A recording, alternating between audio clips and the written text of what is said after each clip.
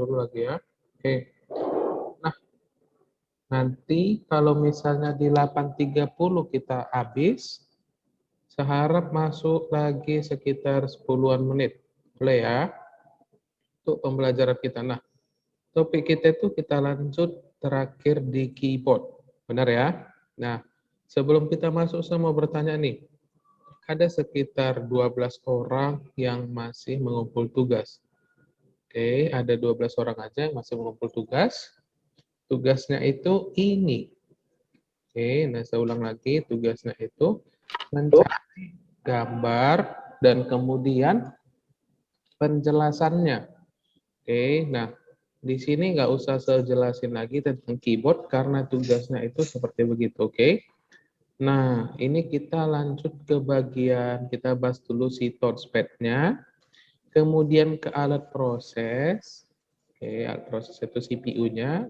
Ini kita bahas sekilas saja, saya cuma membaca, kemudian kita akan masuk ke topik praktek kita. Nah, selama ini kita belajar itu tentang teori terus. Benar ya, kita belajar terus tentang teori, sekarang kita masuk nanti ke bagian Microsoft Word. Oke. Nah, di sini ada yang udah pernah belajar Microsoft Word tidak sebelumnya? Nah, ini saya tanya dulu nih. Gimana? Udah ada yang pernah belajar? Ayo, ini ada 31 murid nih, tapi tidak ada suaranya nih. Oke. Nah, nanti kita pembelajarannya itu tentang itu dan materi untuk ujiannya. Oke, waktu SD Nah, nanti waktu untuk pembelajarannya kita belajar itu ya, rata-rata udah pernah belajar, tapi nanti kita belajar lebih dalam lagi. Oke, nah di sini nanti kita bahas sekilas saja, kemudian kita masuk ke teorinya. Oke. Nah, sebentar ya, saya ada yang mau akan ditakuin.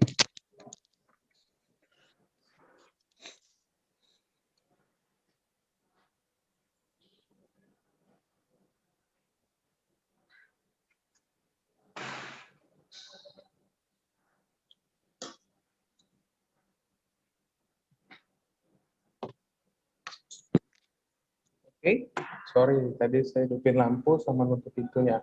Tidak ada suaranya kedengaran dari luar. Oke, nah kita masuk ke topiknya. Oke, nah jadi tugasnya itu, saya bahas lagi ya sekilas, karena dari sini masih ada yang belum ngumpulin tugas. Nah, tugasnya itu memilih ini, dari 9 ini, minimal buat 4, dan ada gambarnya. Boleh dibuat di Microsoft Word atau Google Docs. Oke. Nah, kalau dari Microsoft Word, mending dibuat lagi ke dalam bentuk PDF. Oke. Nah, contohnya itu seperti begini. Ada ini tulisannya, kemudian gambarnya, fungsinya bagaimana, dan penjelasannya. Nah, seperti begini adalah tugasnya. Oke. Nah, lebih banyak, lebih baik. Oke, paham maksud saya? Nah, kita lanjut di bagian touchpad. Oke, touchpad-nya ini ya. Perangkat masukan lain yang tidak boleh terlewat adalah touchpad. Perangkat yang satu ini juga sering disebut sebagai bantalan sentuh. Nah, yang ini. Biasanya bantalan sentuh terletak di bagian paling depan sebelum keyboard pada sebuah laptop. Oke. Berbagai pemutar media, portable, PDA, serta laptop dan komputer kebanyakan memiliki perangkat masukan yang satu ini. Berbagai jenis dari touchpad adalah touchpad, multi touchpad, dan trackball touchpad. Oke. Oke, ini adalah touchpad-nya, multi touchpad-nya itu yang dua ini. Yang biasa kita bisa untuk klik kiri sama klik kanan ini di sini. Dan seharusnya ini ada garis di sini sedikit untuk menandakan mana touchpad kiri sama yang kanan. Oke. Kemudian trackball itu saya sudah jelasin kemarin. Yang namanya trackball itu dia di bagian sini. Oke ya, lihat ya. Yang ini adalah si trackball-nya nih. Waktu seginiin dia akan berpindah. Oke, nampak ya. Ini kita habisin dulu baru kita masuk ke pembelajaran kita. Oke. Nah, saya mau ngomong sedikit dulu tentang untuk ujiannya nanti ya. Kita kalau pilgrim nanti sebuat itu tentang Microsoft Word. Oke, kita belajar nanti sekitar 2-3 minggu. Kemudian kita untuk isian sama esainya saya ambil dari teori kita ini. Oke. Nah, kita lanjut. Alat proses. Nah, alat proses ini maksudnya apa? Alat proses itu maksudnya adalah si CPU-nya. CPU itu adalah kotaknya. Oke, dia si kotaknya. Nih, ini adalah CPU. Kotaknya ini dan dia terdiri dari berbagai macam jenis bagian-bagian untuk menjalankan sebuah laptopnya atau sebuah komputernya. Oke, nah kita lanjut. Alat proses atau bisa disebut sebagai proses device pada komputer adalah perangkat keras yang berfungsi untuk memproses dan mengolah data yang diberikan oleh peralatan input.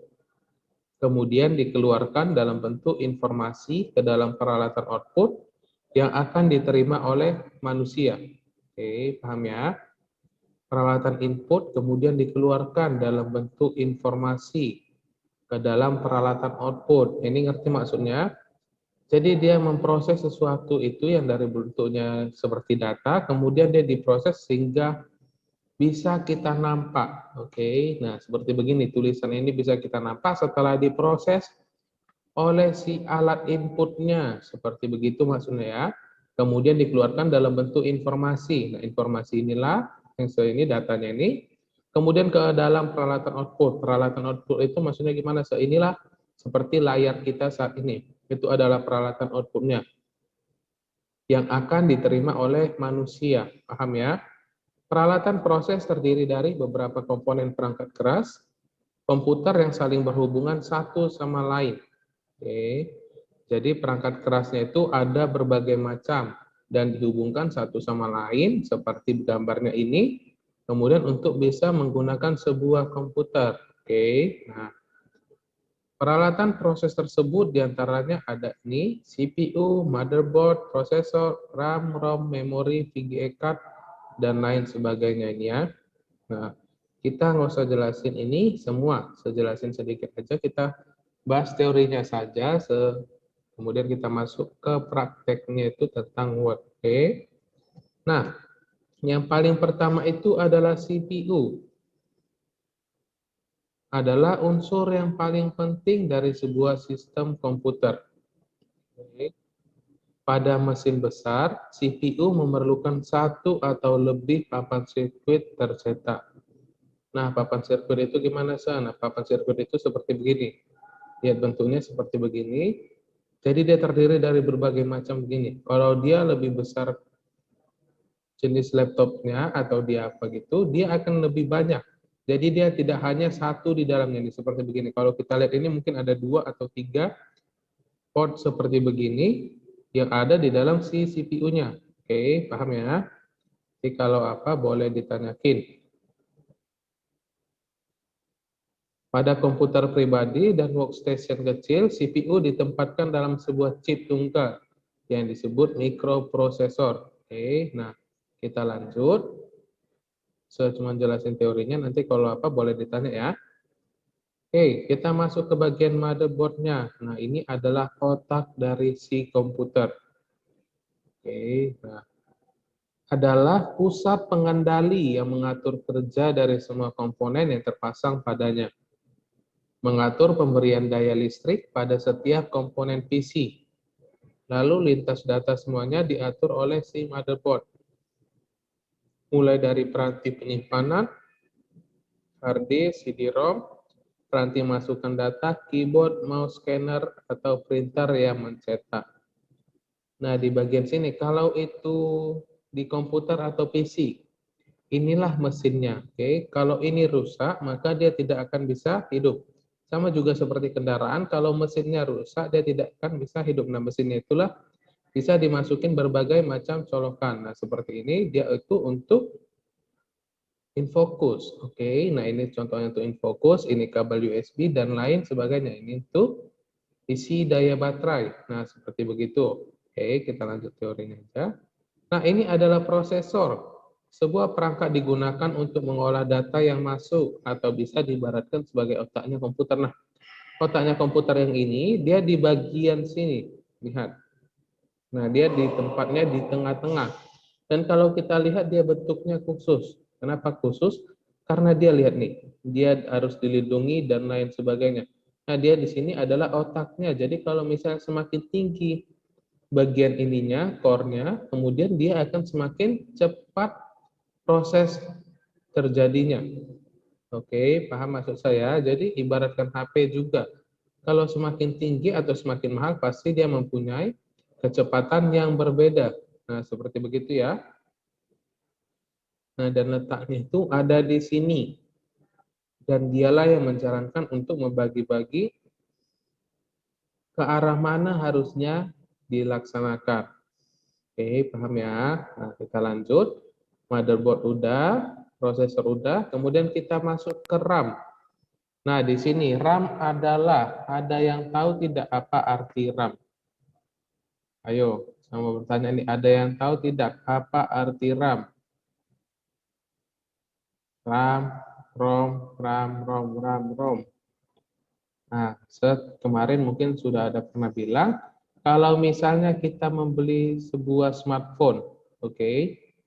Nah, coba jawab sama saya, kalau kita membeli sebuah smartphone, apa yang kita lihat biasanya? Ayo, kasih jawaban. Kalau kita membeli sebuah smartphone, apa yang biasa kita beli?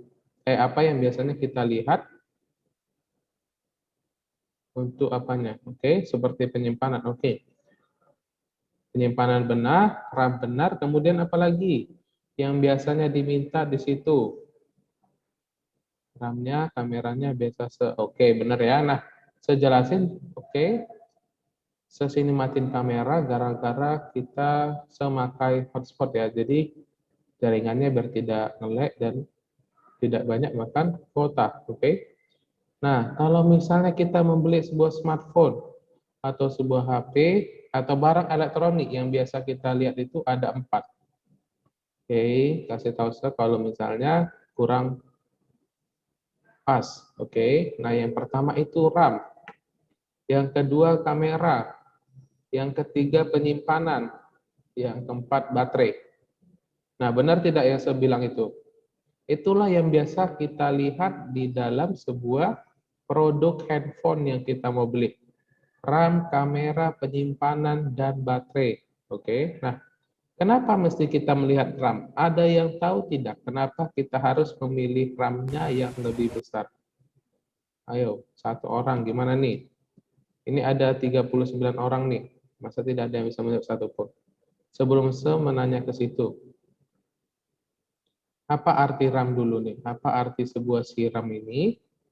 Dan kenapa kita memilih penyimpanan atau semakin besar RAM-nya semakin bagus? Ada yang bisa menjelaskan sama saya tidak? Gimana? Satu orang, gimana nih? Ayo coba searching atau gimana nih? Oke, RAM itu apa? Nah, ada yang tahu? Oke, boleh dicatat ya. RAM itu adalah Random Access Memory. Oke, Random Access Memory. Ini saya buat gini. Oke, random. Ini saya buat dalam bentuk bahasa Indonesia dulu aksesnya, kemudian memori. Oke, ini tidak nampak ya. Oke. Ini saya bagusin dulu dia. Nah, seperti begini. Nah, ada pada nampak semua ya. Random access memory. Nah, contohnya ini saya baca dulu adalah memori penyimpanan sementara yang bersifat acak. Biasanya disebut dengan memori kerja. Pada memori ini, karena disimpan sementara, volatil. Maka apabila komputer tidak mendapatkan daya atau off, maka data yang disimpan pada memori akan hilang. Nah, di sini saya mati hidupin kamera dan coba perhatikan sebaik-baik. Oke. Nah, biar kita tahu apa kegunaannya si RAM-nya ini. Oke. Nah, ini saya udah hidupin kamera. Lihat, kalau misalnya handphone kita, semua di sini pada mempunyai handphone. Benar ya? Nah, di sini saya coba buka beberapa aplikasi contohnya. Oke, nah contoh kecil dari kegunaan SIRAM ini adalah memori penyimpanan sementara. Benar ya? Jadi ibaratkan inilah handphone ser. Oke, ini handphone ser. Kemudian dari handphone ini, kalau misalnya dalam keadaan hidup, kita klik ini, kita akan melihat beberapa aplikasi yang sudah saya pernah buka. Seperti begini. Oke, paham ya? Ini ada beberapa aplikasi yang sudah saya buka. Tetapi kalau misalnya saya matiin handphonenya, oke, ketika saya matiin handphonenya, apakah aplikasi yang sudah terbuka ini masih ada atau tidak? Udah tidak ada Tidak, lagi. Sir. Nah, itulah yang dimaksudkan adalah penyimpanan sementara. Kenapa sementara? Ketika daya listriknya mati, atau kita matikan handphonenya, maka aplikasi yang sudah kita buka ini akan hilang. Oke, dengan catatan hilangnya itu bukan terhapus, tetapi dia tidak hilang dari si begininya, oke? Jadi ketika kita buka pun, ini udah keluar dari Instagram, ketika saya buka, dia akan masih tetap di sininya, oke? Nah, jadi ketika saya juga keluar di bagian OVO atau WhatsApp, maka dia akan tetap masuk ke bagian si WhatsApp-nya. Nah, itu adalah kegunaannya siramnya. Oke, bersifat sementara untuk diapain? Jika listriknya masih menyala. Nah, listriknya itu menyala itu nih. Maka apabila komputer tidak mendapatkan daya itu maksudnya adalah listriknya. Kalau dari handphone, listriknya itu bisa kita dapat itu dari si baterainya. Oke, itulah sebabnya ketika baterainya itu habis, maka dia tidak akan bisa hidup karena penyimpanan daya listriknya sudah tidak ada. Oke, kita lanjut ya. Kalau ada yang mau ditanyain boleh nih. Nah, kita lanjut di bagian selanjutnya. Si ROM nih, ke bagian si ROM. Ada yang tahu juga tidak apa arti ROM? Ayo. RAM itu adalah random access memory, kalau ROM adalah, oke, nah di sini saya baca dulu pas sudah nampak nih. Adalah memori yang hanya dapat dibaca. Oke, ROM dapat dibaca tapi tidak dapat diperbaharui. Oke, random object memory. Nah, kurang tepat yang Marvin. Nah, di sini dari read only memory. Nah, benar. Oke, Cina benar. Nah, di sini ini adalah artinya. Nanti siapain? Memori yang hanya dapat dibaca, ROM dapat dibaca tapi tidak dapat diperbaharui. Biasanya ROM dipakai untuk menyebutkan bagian-bagian elektronik tertentu dalam sebuah komputer.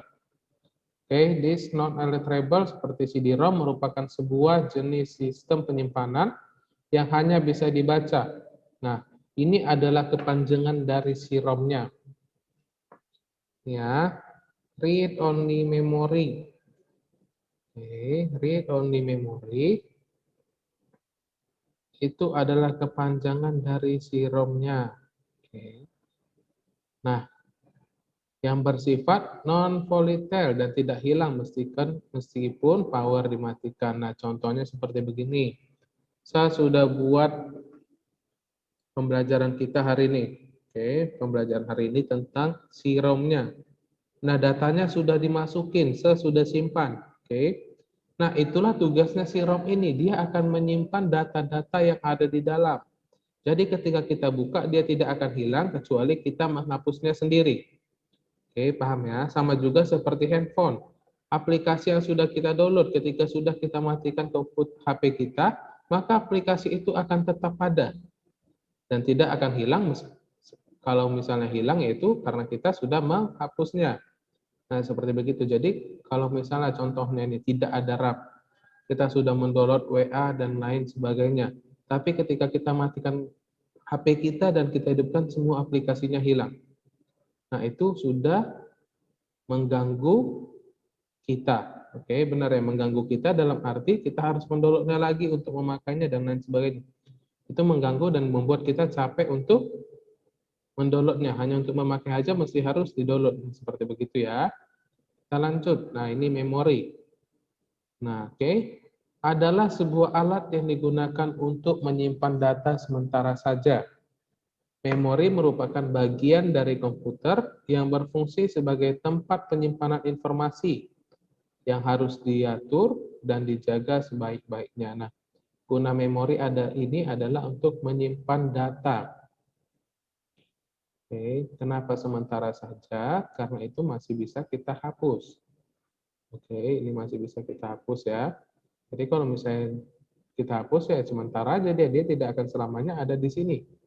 Oke, dan kenapa harganya mahal itu? Kalau contohnya kita membeli handphone, tadi saya sudah bilang, kalau kita melihat handphone itu yang biasa kita lihat itu ada part, kamera, RAM, baterai, dan penyimpanan.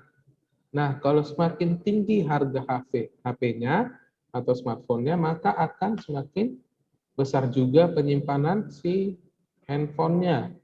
Oke, paham ya? Jadi kalau misalnya makin tinggi harga, ya makin ada kualitas. Oke, kita lanjut. Kita masuk di bagian si VGA card-nya. Nah, ini adalah untuk mengolah data grafis dan ditampilkan di layar monitor. VGA juga memiliki prosesor yang dinamakan GPU, Graphic Processor Unit, dan membutuhkan memori juga. Oke, nah, jadi tugasnya ini si VGA card ini adalah dari data informasinya, dari data si komputer yang menunjukkan grafisnya. Grafis itu adalah gambarnya seperti begini, oke? Jadi dari data-data komputer itu yang tidak kita mengerti, atau program komputer itu jadilah berbentuk seperti begini. Kita bisa melihat ini karena ada si VGA card-nya. Oke, paham ya? Jadi kalau misalnya tidak ada si VGA card-nya, maka tampilannya itu tidak akan nampak. Oke, nah jadi tugasnya si VGA card ini adalah untuk Graphic Processor Unit. Oke, untuk menampilkan layar monitor. Nah, oke, kita lanjut. Kalau ada yang mau ditanya, tanyain sama saya. Sudah bilang berapa kali ya. LAN card adalah kartu yang dipasang pada mainboard sebagai alat penghubung komputer dalam suatu jaringan network. Pengertian Ethernet merupakan jenis skenario perkabelan dalam pemrosesan sinyal untuk data jaringan. Nah, jadi dari sinilah kita bisa untuk memakai kabelan untuk bisa mengakses internet. Oke, kalau misalnya nih kita mempunyai WiFi di rumah, kalau kita perhatikan WiFi-nya pasti ada seperti lubang begini. Oke, nah lubangnya inilah adalah untuk menyambungkan internetnya. Oke, nah kalau misalnya kalian pilihlah contohnya antara memakai WiFi atau memakai kabel, mana yang kalian pilih? Saya mau bertanya dulu nih. Kalau disuruh memilih, kalian mau milih yang mana? Mau memakai WiFi atau memiliki yang pakai kabel? Ada yang bisa menjawabnya tidak? Oke, kalau WiFi itu kita memakai WiFi, kita bisa mau pindah-pindah tempat, tetapi dia mempunyai jarak. Oke, WiFi set biar lebih praktis. Nah, benar ya, tadi saya bilang, ini kita bisa memakainya, memakai WiFi, supaya lebih praktis, kemudian bisa kita memilih banyak tempat, tetapi ada batasan jaraknya. Nah, kalau kita memakai kabel seperti begini, dia mempunyai satu kelebihan yang tidak dimiliki oleh si WiFi. Oke, itu apa? Kalau kita memakai kabel, maka jaringannya lebih kencang dari si WiFi-nya yang kita pakai. Coba tes sendiri. Oke. Kalau misalnya kita memiliki kabelnya ini, dan kita coba untuk internetan, maka dari kabel inilah dia yang akan lebih cepat.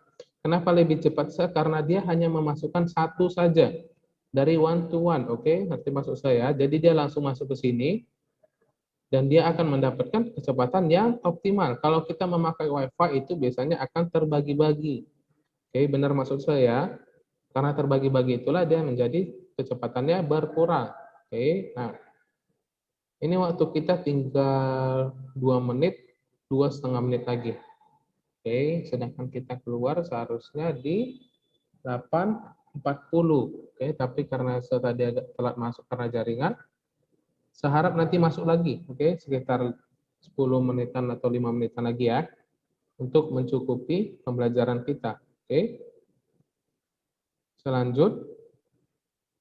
Nah, kemudian kita masuk ke bagian LAN card-nya atau power supply adalah sebuah perangkat yang ada di dalam CPU. yang berfungsi untuk menyalurkan arus listrik sebagai peralatan komputer. Oke. Nah, jadi dari sinilah dia untuk bisa menyambungkan arus listriknya nih. Kalau kita lihat di belakang CPU-nya itu ada dia bentuknya seperti gini, kabelnya besar. Oke. Nah,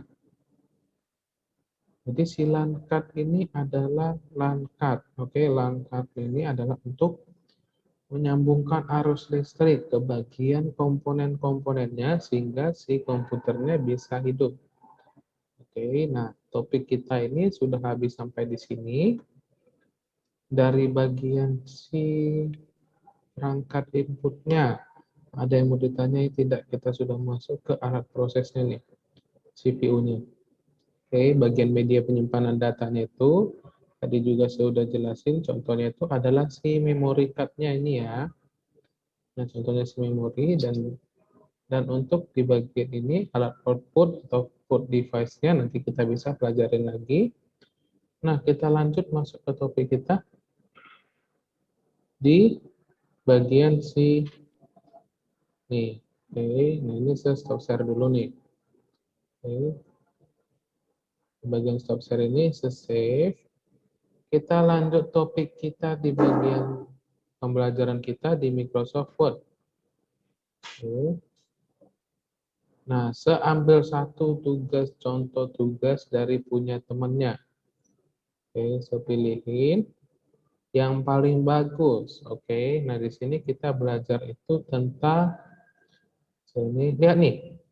Oke, kita belajar itu tentang makalah ini seperti begini. Oke, nah dari punya temannya ini, jadi tugasnya seperti begini ya. Ini yang dikerjain oleh si Felis. Felis Cloverin. Saya milih ini karena dia membuatnya, nih seharusnya dalam bentuk PDF itu bagus. Oke, tapi karena dalam bentuk Word dia jadi agak berantakan. Oke. Nah, kita belajar dulu dari sini. Yang pertama, kemarin sudah belajar itu mengenai Google Docs. Oke, benar ya? Belajar mengenai Google Docs. Ini sehargain tugasnya. Yang pertama, dari masalah sini. Ini seharusnya benar ya. Tapi karena saya buat dari PDF, maka gambar bintangnya berserakan nih. Dari yang pertama nih, Feris. Nanti jadi tugasnya ini sekalian kita belajar dari tugas ini. Seharusnya kalau kita mau membuat seperti begini, oke. Di sini itu harusnya kita membuat logo sekolah. Oke, nah di sini saya membahas sedikit ya. Jadi biar sama-sama pada paham. Oke, di sini kita buat logo sekolahnya. Kemudian ini tahun ajarannya itu adalah 2020. Kemudian ini di 2021. Kenapa saya buat kayak gini? Karena kita masuk di semester awal itu adalah di tahun 2020 dan akhiran untuk semester 2 itu di 2021. Kalau misalnya kita buat 2021, 2022, maka tamatnya itu kalian tahun depan. Oke, seperti begitu ya. Jadi kalau misalnya mau buat, perhatikan lebih baik lagi. Paham maksud saya? Jadi tahun ajarannya ini kita buat 1 tahun, karena kita masuk dari bulan 6, bulan 7, dan kita akhirin juga di bulan 6. Oke, nah jadi kita masuk dari kelas 7 itu dari 2020 dan di sini 2021. Oke, nah seperti begitu. Kemudian di sini logo sekolahnya. Oke, nah dari bagian ini kita coba buat ini nih. Oke, stop share dulu sebentar ya. Yang pertama, ini kita bahas juga untuk tugasnya ya, biar buatnya lebih menarik. Oke, kayak begini. Oke, pada nampak semua ya. Ya, saya udah bagiin. Oke, ini biar pada nampak semua nih. Oke, nah kita belajar dulu tentang untuk membuat awalannya. Saya pilih ini ya. Yang pertama, kita buat dulu contohnya nih, makalah. Oke. Nah, kalau untuk membuat ke tengah, kita sudah juga mempelajarinya itu bagaimana nih membuat ke tengah. Kalau dari Google Docs ini udah pada belajar ya. Ini saya besarin dulu nih. Kalau membuat ke tengah, kita bisa memakai center atau Ctrl E. Nah, saya biasanya memakai itu dari Ctrl E aja karena biar kita bisa untuk lebih ini. Ctrl E, Ctrl J, Ctrl L, kemudian Ctrl M. Ini nih, saya hafal semua ini untuk di bagian sini ini. Oke, nah, Ctrl E. Nah, kemudian kalau untuk membuat namanya judul itu seharusnya dipertebal. Oke, kita pertebal itu memakai Ctrl B. Lihat, ini. Di sini semua lengkap dengan cara untuk mengetiknya nih. Ctrl B, Ctrl I, oke, salah, Ctrl I untuk membuat tulisannya menjadi miring. Kemudian Ctrl U untuk membuat garisnya seperti begini, oke. Nah, kalau misalnya apa, kita bisa mengklik, tapi lebih suka kalau misalnya menggunakan si keyboardnya. Lihat, kemudian kita di sini memakai font. Kalau untuk font yang biasa kita pakai itu yang paling wajar itu adalah si Times New Roman. Oke, ukurannya itu 11 nih awalnya. Oke, perhatikan baik-baik yang saya buat ya, contohnya nih. Oke, kalau kita untuk memperbesar fontnya, tulisannya, biasa kita menggunakan di mana nih? Ayo, kasih tahu, Sir. Kita biasa menggunakan tombol ini untuk memperbesar tulisannya, benar ya? Untuk memperbesar tulisannya. Kemudian, saya punya cara baru, bukan cara baru sih lebih tepatnya. Cara lain untuk membuat tulisannya menjadi lebih besar. Ada yang tahu tidak gimana caranya? Ya, perhatikan. Mouse di sini, bukan di sini. Tapi kenapa saya bisa memperbesar, memperkecilnya seperti begini? Oke, ada yang paham tidak apa yang saya buat untuk memperbesar, memperkecilnya? Nah, dari keyboard saya mungkin oke. Memang semuanya saya buat dari keyboard. Nah, itu adalah pentingnya kita belajar sebuah komputer. Oke, belajar teknologi supaya kita lebih paham. Ini adalah gunanya kita mempelajari SITIK, ya, teknologi informasi dan komunikasi. Oke, SIFIASA. Oke. Yang kita tekan itu adalah tombol kontrolnya. Oke, saya buka dulu di sini. Kita belajar sampai 845 ya. Oke, kita belajar ini, belajar Reknat. Saya coba buat di sini adalah keyboard. Oke. Di setiap laptop terbaru sekarang, kalau misalnya keyboard hardware kita rusak atau keyboard perangkat keras kita rusak, kita bisa memakai yang namanya keyboard software. Oke. Software itu adalah perangkat lunak, benar ya? Oke, saya salah tulis. Nah, ini on screen keyboard namanya. Kita buat keyboard aja, maka tulisannya akan muncul di sini. Lihat. Kita belajar sedikit ya. Lihat. Kalau untuk memperbesar tulisannya, pertama kita blok dulu. Di mana-mana juga sama, kita blok. Kemudian, ini saya matiin caps lock ini ya. Saya tekan kontrol. Lihat. Kalau saya tekan kontrol, maka di sini juga akan tertekan kontrol. Oke. Perhatikan ya. Ini adalah ilmu juga. Oke, biar semuanya bisa lebih bagus untuk membuat sebuah makalah, mana tahu dikasih contoh tugasnya dari lausa-lausa yang lain, guru-guru yang lain ya. Nah, kemudian nih, ini cuma ada 14 orang nih yang masuk. Padahal ini adalah info penting. Lihat, kontrol, kemudian ini. Saya lupa ini buka kurung apa nih namanya nih. Seharusnya buka kurung ini ya. Oke, saya tekan ini. Ini untuk memperbesar tulisannya. Klik kiri untuk memperbesar, ini untuk memperkecil. Dengan catatan kita harus menekan tombol kontrolnya. Kalau kita tidak tekan ya sama saja mengganti tulisannya seperti begini ya. Lihat. Oke. Kalau kita sudah belajar komputer, kita lebih baik seharusnya menggunakan si keyboardnya daripada si mouse-nya. Oke, jadi saya lebih suka untuk memperbesar memperkecilnya dari si ininya, oke? Nah, seperti begitu. Ada yang mau ditanya tidak tentang untuk memperbesar memperkecilnya? Ini adalah ilmu baru, benar ya? Sudah pada paham ya?